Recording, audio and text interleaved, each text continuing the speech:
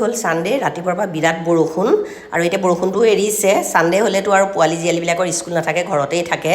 আৰু এতিয়া ৰাতিয়ে মটৰ তিয়াই থৈছিলোঁ মটৰৰ আজি চিম্পুল বইলকৈ তৰকাৰী এখন বনাওঁ সেই ৰেচিপিটো আপোনালোকৰ লগত শ্বেয়াৰ কৰোঁ বুলি ভাবিলোঁ মটৰখিনি ধুই প্ৰেছাৰ কুকাৰত দিলোঁ তাতে আলু দুটাও কুটি দিলোঁ ডাঙৰ চাইজৰ পিঁয়াজ এটা দিলোঁ আদা নহৰু জলকীয়া থেতালি দিলোঁ জোখ অনুযায়ী হালধি দিলোঁ 1 চামুচ জিৰা গুড়া 1 চামুচ কাশ্মীৰী চিলি পাউডাৰ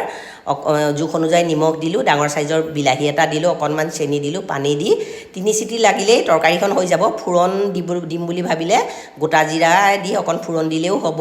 ফুৰণ নিদিলেও খাবলৈ তৰকাৰীখন খুব সোৱাদ হয় আৰু এতিয়া লুচি বনাবৰ কাৰণে ৰিফাইন আৰু নিমখ দি মইন কৰি আৰু আটা অকণ মাৰি ল'লোঁ আৰু ইফালে মটৰ তৰকাৰীখন হৈ গ'ল 1 চামুচমান তেল দি অকণমান ফুৰণ দি দিলোঁ আৰু ধনিয়া পাত দিয়াৰ পাছত তৰকাৰীখন ৰেডি হৈ গ'ল আৰু লুচিকেইখন বেলি আৰু গৰমে গৰমে পোৱালিখিনিক চবকে খাবলৈ দিওঁ গৰম চাহৰ লগত এনেকৈ বৰষুণৰ বতৰত খাই ভাল লাগে চুনুক দিলোঁ খাবলৈ ময়ো খাই লওঁ এই মটৰৰ তৰকাৰী ৰেচিপিটো কেনে পালে জনাব যদি এই ৰেচিপিটো ভাল পায় লাইক কমেণ্ট ছাবস্ক্ৰাইব শ্বেয়াৰ কৰি দিব